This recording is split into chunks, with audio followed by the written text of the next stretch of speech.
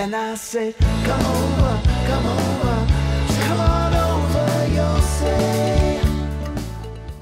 Good morning, ladies and gentlemen, and welcome to the Town of Portland podcast. I'm your host, Dave Kuzminski. I'm here in our Connecticut Valley School of Music and Dance podcast studio with our first selectman, Mr. Ryan Curley, who is now going to be a short timer. Hi, Ryan. How you doing? This is going to be your last podcast. We're going to miss you, buddy.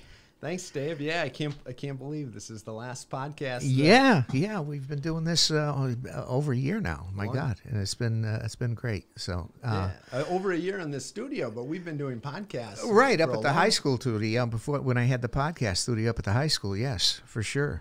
Yes, between that and here and whatever. But anyway, so tell us what's on the horizon here, buddy. So, I'm going to miss going into the office and say, Curley. I'm going to miss hearing it, Dave. All right. Miss hearing it.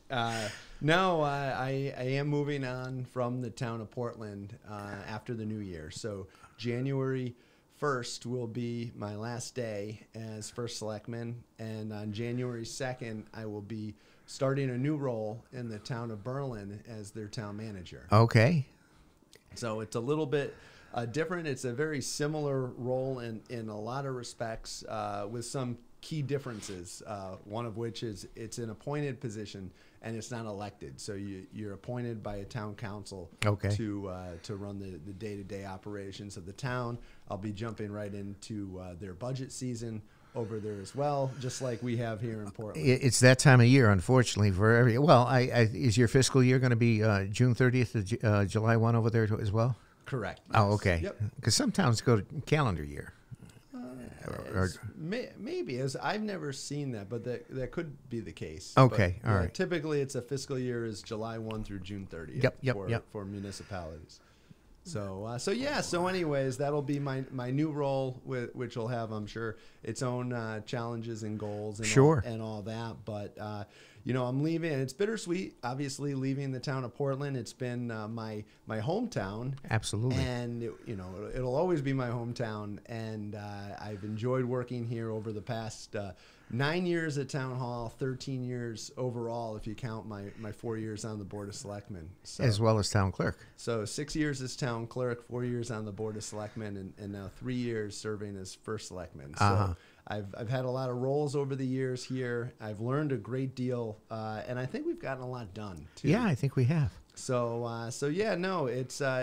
moving on. It's bittersweet, but the town of Portland is in great shape, and I'm excited to see. I'm going to talk a lot about the projects, the things that we have going on, and a lot of the things that you can look forward to on the horizon, because I think 2025 is going to be a very good year for Portland as well, just as 2024 was. Sure. So we have a Board of Selectmen meeting today is December 18th is when we're recording this. So at tonight's meeting, I expect that the Board of Selectmen will be appointing a first selectman to be effective on January 2, 2025. And that will be Sean Manning, who's going to fill the remainder of my term, which will run through November of 2025. And so I have no doubt Sean will be able to jump in. I've been meeting with him, going over things. I'm really trying to make sure that we have a smooth transition with all of this. And I've told the Board of Selectmen members, I've told the town, I'm able to assist the town of Portland for the first 6 months too, as well in my own time, to make sure that projects that we're working on, if anybody needs my help, I'm here to assist. So we'll see. But we've got a lot going on, and so we're going to make that appointment tonight. And then I think in January, the Board of Selectmen will have to make an appointment for another selectman to fill out. Would be Sean, the remainder of Sean's term, if he comes into this role. So more to come on that, but that's what's going to happen tonight. So then on January 2nd, that morning, our town clerk, Michael Tierney, will swear Sean in. And my resignation is 11:59 p.m. on January 1st. So we'll roll right into that for the new year. So let's talk about what we have going on in Portland right now. Do tell. Do tell. So we'll start with Brainerd Place Yeah. because I know that's always on near and dear to people's hearts in town. It's probably the most visible project that you see when you come over the bridge. For sure. And so there's been a lot of activity. Starbucks is hiring right now, and Yes. they are looking to open on February 7th right now. And so that's been a long time coming. We're excited to welcome Starbucks to town. And I have a feeling that this is going to start the ball when it comes to additional businesses in town. Oh, absolutely. Really, I would expect that to continue over the next number of months, and there'll likely be some more announcements on that. And I'm excited to see what happens with that. Yeah, because I think they posted it on Facebook that they're looking for baristas. So if you want to do a little moonlighting, you want to be a barista, Ryan, at night, you can do that. Are you going to go get your lattes over there? Absolutely. All right, great. Absolutely. I'll see you over there. And so I heard from our police department and public works that the traffic light at Brainerd Place, that could be turned on as early as today. So Okay. for those who may be watching this at a later date, that traffic light may already be on. So Okay. the state was coming to do final inspections today. So, Oh, wow. Okay. So that's moving ahead. And I did reach out to the developer as well, who informed me that a community manager for the property has been hired, and actually this is her first week on the job. Okay. And so she is going to be running the operations, making sure that the apartments get filled. They're looking to open Building E, which is the first apartment building. Yeah. Or as early as next month now, with tenants moving in. Nice. So look forward to that. That's going to be coming. And then everything as far as that project goes is ready to roll. So we're going to be rolling right from phase 1 to phase 2 and 3. Yeah. And I believe once the developer who has been securing the financing on those last 2 phases, Yeah. once that is complete, you're just going to see construction Yeah. continuing to go there. So Brainerd Place is in a very good shape. It's ready just to keep on moving, and I'm excited to see the progress. Yeah, the landscaping looks tremendous. I mean, it really looks nice. They've done a really nice job over there. Yeah, for sure. So yeah, and the historic homes continue to be improved, and Yep. that's been really great to see as well. So yeah, Yeah, they got the outside of the Hard Jarvis looking really nice. So Yeah, I think they're going to start going in because that's going to be part of their sales facility and community space for the apartments, correct? The Hart Jarvis house is the one with the pillars. That's going to be offices. Oh, okay. It's the Brainerd house. Brainerd House, I'm sorry, yeah. Yes, that's the focal piece of the project, the Brainerd Place project, right Yep, there. yep. And so, and then you have the Sage House, which is on the corner. Yeah, that's right across from Burger King there. As well, yes. Yep. So all of that's continuing to move on, and I think it's in a really good place. Nice. The other big project we have going on is our Nordic Spa, which Yes. we've been talking about. It's coming. I've spoken with members of the company a couple weeks ago, and they're looking to begin construction shortly after the new year as well. Okay. And once they start, they're going to be just moving right along, and they're targeting a late spring of 2026 opening for this spa. This is a $45 million project for Yes. the town of Portland. It's going to be right off of Brownstone Avenue, and this is just it's a tremendous win for the town. It's going to do a lot for that area and for the town of Portland. We're bringing in jobs with this, not just the construction jobs, but then nice high-paying jobs once Yes. the spa opens as well. Well, plus that's going to be an attraction for the rest of the riverfront down there as well. you know. Absolutely. I know the gentleman came and gave a nice presentation to the Exchange Club, which you were there. And, Yeah, Nick. Yep. Nick did a great job, and come after the first year, they're all ahead 1/3, man, and get going to it. Yeah. So that's coming up. That's coming up quick. We're looking forward. I think they're anticipating about 100,000 visitors a year Wow. to this property once things get going. And they did talk about Portland. They want Portland to be the health and wellness capital of the state, Why which I not? think is a really cool thing. And so this has been something that. I know the town has been working on a while. Got to give credit to Dean Soucy and Darlene Rice, of course. Yes. Who really, spearheaded. They had a this. vision. Yeah, they really did, and the whole town benefits from it. And so we're very grateful for that project. I can't wait to see that progress continue. And to your point, Dave, that's going to continue that that completion of the area on Brownstone Avenue. Right. And so with that, that's the next phase of our project. We received a planning grant over the summer last year, and that planning grant is it's a $220,000 brownfield area remediation grant, and it's going to allow us to develop a new master plan for that area that encapsulates the Nordic Spa and also Brainerd Place. So really all of downtown Portland. We have an RFP out right now looking for a consultant and a consulting planning firm that's going to help develop this master plan for us. We'd like to get this master plan completed by the fall. And really what that's going to allow us to do is use that for additional grant funding to be more attractive to businesses, to get more business to the area, and really build upon the success that we've already seen in that area. And so this is the planning grant I'm really excited about. At the board meeting tonight, we're forming a new committee, a Brownfield Area Steering Committee, that's going to be working with the consultant to develop this master plan. So it's a really, the timing couldn't be better with the Nordic Spa coming online. And I'm excited to see that progress, because 2026, you know, we're at the doorstep of 2025 right now. Yep. And 2026 marks the 10 years since our last plan of conservation and development. Our POCD. And so we'll be needing to do a new POCD in 2026.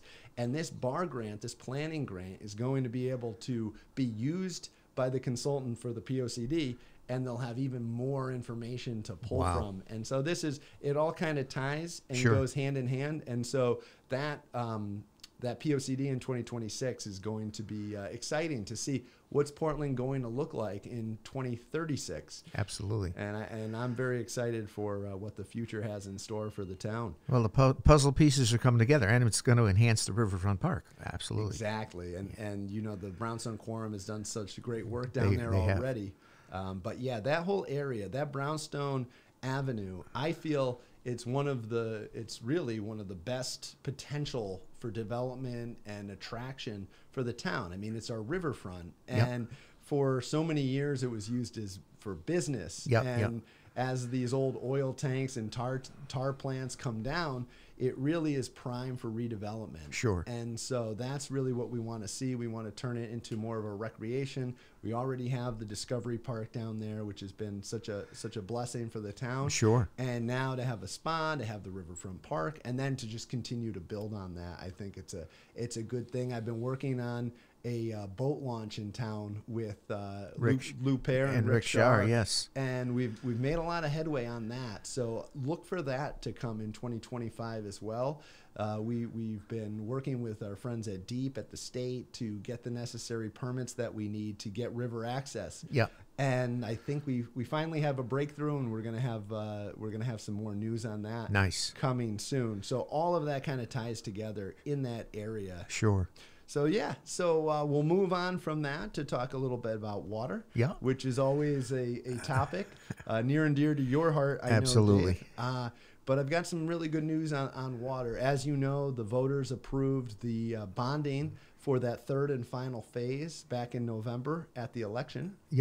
And so I just heard from our engineer over at GZA yesterday, and the drillers for the production well, which needs to go in, are mobilizing as soon as tomorrow. And they're going to be heading out to our park, at our Portland Recreational Complex, where that production well is going in. And drilling's going to be starting, I think it might even start before Christmas at this point. And it's going to take about a month. They have to go down 330 feet with this well. And it's not an easy, typical well that you would put in New England. And so I think the drilling rigs are coming up from New Jersey for this project. And so going down 330 feet, we anticipate getting up to 1.5 million gallons a day from this production well. And so that's going to tell us, once we get this, we've done the test wells, as you know, and the test wells tell us that we could get up to maybe 2 million gallons a day. Yeah. The well screen that we're using will get us up to 1.5. Yeah. And really, we got to make sure that we get it. So we think we're going to get it. Yeah. We've done all the testing. We've done all the estimation. But now we got to actually drill. Yeah. And we got to drill the production well. So we'll have an answer to that likely by the end of January on the water quality, which we anticipate to be just as good as the test wells, because we've already tested the water and it was perfect. Yep. And so that's really where we're at with the production well. Once they drill the well, they'll do a pump test. They have to do pump testing. And so I'd expect the pump testing to be sometime in February. And then right now, while that is underway, we have an RFQ out for looking for an engineering firm for the third and final phase of the project. Yep. And that's constructing a pump house, water treatment facility, and also connecting the to our well system. into our system. Nice. And so we have an RFQ out right now that ends in early January. Then we'll do an RFP with the winners of the RFQ. And then from there, we should have our engineering firm that will help us and guide us through completion of the project, which, as we talked about, is already funded. Sure. So we definitely want to make sure that our partners and friends at DPH help us. We've applied for the DWSRF grant loan program. So we haven't received official word if we've gotten that yet. Yeah. I'm very optimistic that we will get that DWSRF grant loan, but we got to make sure that happens. Keep pushing the ball forward. Keep pushing the ball forward. So that is moving ahead, and it's in really great shape. So I'm excited. I'll be cheering from the sidelines, I guess, as this project, kind of like yourself now, Dave. Right? Yep. Although you're on water and sewer. We're in the bleachers. But no, that's a great program, and we're excited about that. So long time coming. I think the town has, been self-sufficient for many years, and it's going to be good to be able to be water sufficient and dependency. As far as that goes, sure. Absolutely. So another big project and group committee that has been meeting is it's called the Strategic Capital Improvements Committee.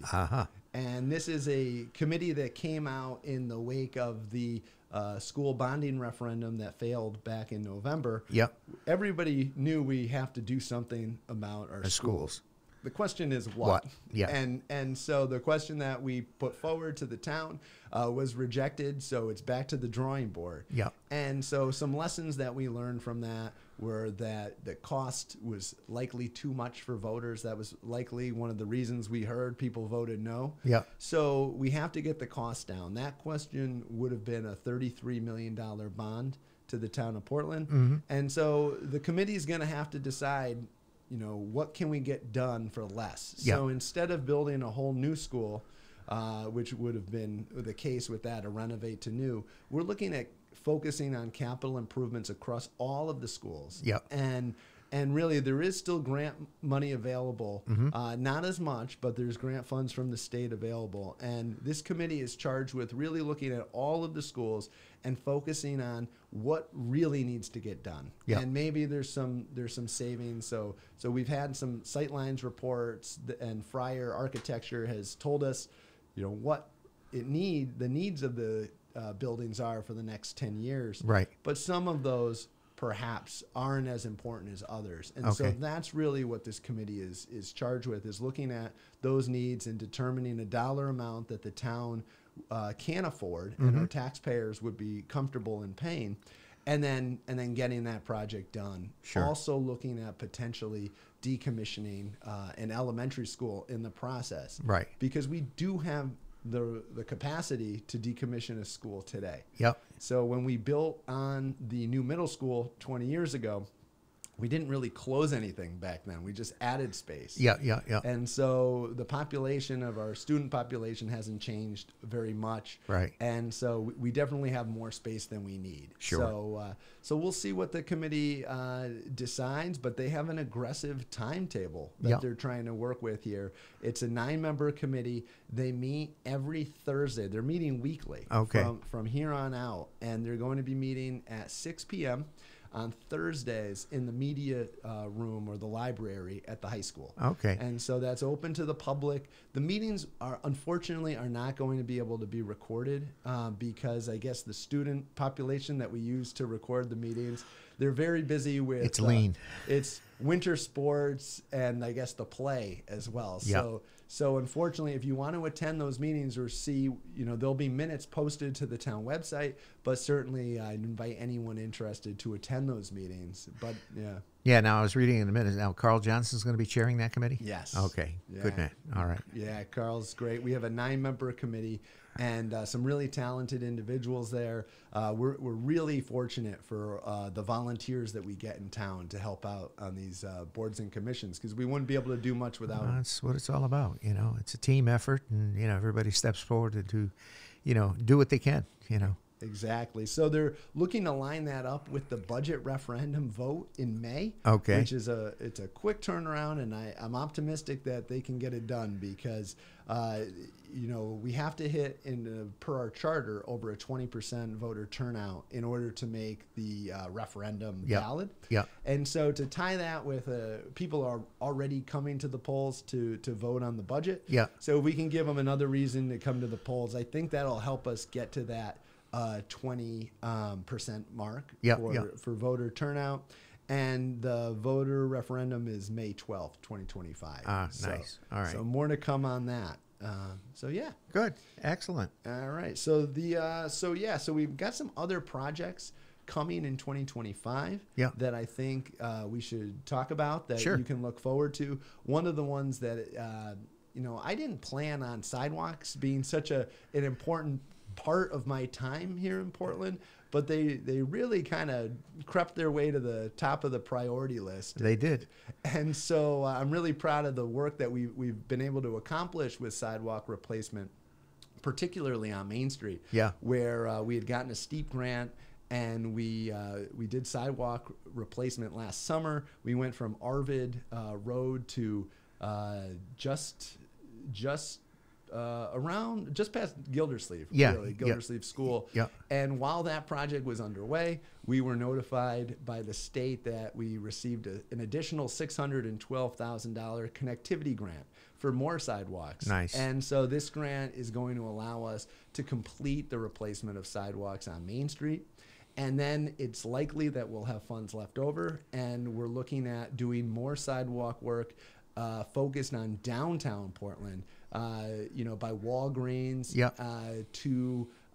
to our police station. Yes. That area there. Yep. So look for that. And then we're hoping, I really want to get the sidewalks replaced on Highland Avenue and Homestead. Yes. In that area, they desperately need it. So we're hoping to do an ad alternate on that bid so that we can get those done as well. So all of that should be coming in 2025, and improving the walkability of our downtown. I think it's not only important for our businesses because people can walk to businesses, but it's important for our health in town. Well, a lot of people walk on Main Street. My God, you can go up and down Main Street, and there's always somebody walking up and down. Exactly. So, and I like to see that. So we want to encourage that, people getting outside and walking. So more to come. There's more infrastructure work with sidewalks coming in 2025. There we go. Also, infrastructure coming in 2025 will be more work on High Street. And so we had a great deal of success over the summer with the repaving of High Street from the high school on down to Route 66. And now we're looking at the high school heading in the opposite direction, heading north. Yep, down to William Street. And so we had received a steep grant, a $500,000 steep grant for water main replacement on High Street. And so that's going to, our engineers have been designing this, and we're going to be doing this project in the spring as well. And we'll be replacing the water mains, which are aged. And and so it doesn't make sense to pave a road when you have old water mains. Infrastructure underneath. Because if there's a break, well, then there goes your brand new road. And so that's why if we can, and we are repairing or replacing these water lines, Yeah. and then we can repave the road Sure. after that, and then the road will be good for 20 years, and you won't have to worry about it. So that is funded. The funding that we have in place will likely get us to Clearview Drive, so not all the way to William Street. But I have received word that there is another steep grant that is on the horizon. So I will be encouraging our Board of Selectmen, our first selectman, to apply, and I think continuing that on, because now the steep grants used to be $500,000. Yeah. But the legislature changed that for this coming year. It's $1 million. So you can go twice as far now if we can get that grant. Wow. And so it's definitely in the interest of our town to continue that infrastructure work that we've been doing. Nice. And so in addition to that, there's some other work on the horizon. We've got we need to get a public works director. Yes. So that's a priority. It's been a priority that I've been working on. It's been a challenge so far, but I'm optimistic that we're going to get that done soon. If not, before I leave, shortly after. Yeah. And so we'll continue to work on that, because I'd also like to see Old Marlboro Turnpike get focused on for some road improvement projects in 2025 as well. Well, that's the oldest water main in town, coming from the reservoir on Marlboro Turnpike. So that goes back to 1900. Yeah. So Yeah, we've got a lot of good things on the horizon here. There's going to be, I know our land use office is working to get online permitting coming in 2025. There's a whole slew of projects that we're working on, but the town, I think, is in a really good place.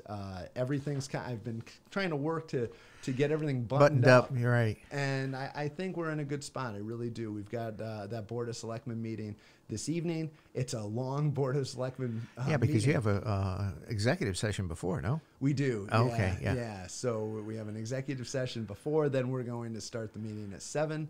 I think that executive session starts at 6:30. Yeah. And Bring your jammies. bring your jammies, or tune in remotely, I guess. There you go. But yeah, that's my update, Dave. I just want to say thank you to you for all your for doing this over the years. It's been great to be a partner with you.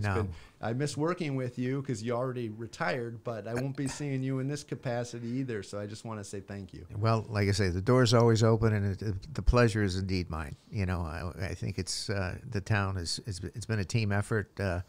I gave 50 years to the town, and you know, I can't regret one day of it. You know, it's been a great ride. It's been a great ride working with so many good people, including yourself. And I think you've done a yeoman's job, and you know, steering the town in the right direction, and just getting us, you know, in a place that we're ready for the 22nd century here.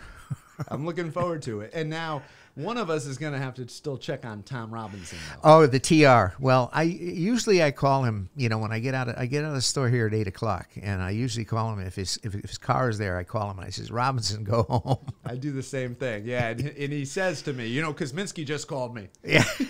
And I said, "What are you doing?" "Oh, so I'm getting ready to go clubbing." He says, "You know." So yeah. No, we got to keep Tom in line. We'll keep doing that no matter where we go. Absolutely.